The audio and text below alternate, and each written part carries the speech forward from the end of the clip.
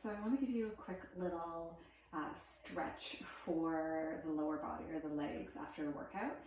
One of the things I find is missing from a lot of stretching videos is rotational work.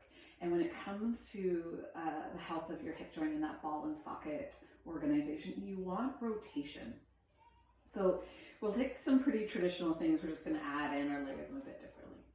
So my left leg is straight up. I'm going to use the band.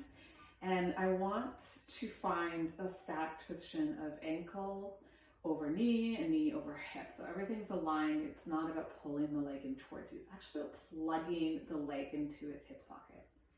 And then the sacrum should feel nice and heavy. So right and left side are balanced.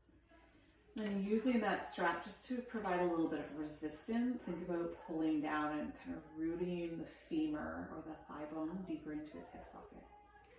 And then internal rotation, so turning that idea of your inner thigh away from you and then turning it towards you as external. So you internally, externally rotate. And you can do this for quite a while if you like. What you're looking for is that your hip or your pelvis isn't following, right? So the sacrum stays nice and heavy, the lower back is maybe slightly light, it doesn't have to push all the way into the floor. And that the ankle isn't doing the work, right? The whole unit is moving, it's turning in its joint. Now from here, find that sense of external rotation, which gives me a slight depression in my left hip. So I'm thinking that the left hip is moving away from me. And I bend the knee slightly, take the strap into the opposite hand or right hand in this case.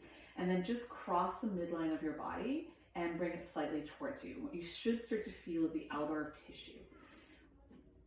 A little bit of a knee bend goes a long way, especially if you have issues in sciatica. You want to take any kind of side leg stretch and just give some slack to the knee.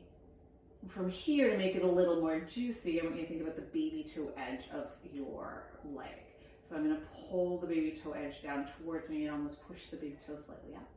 Keep the depression in the hip and just figure out where that's the most effective stretch for you. So yeah, hang out. We'll take it back to center and we'll extend the bottom leg out. If this makes you buckle in the lower back of the arch of your lumbar spine get bigger, then keep that right foot flat. If you have a wall, push the right heel against the wall and think about pulling it up so you get hip extension in that right leg. And then play with your hamstring line on the left.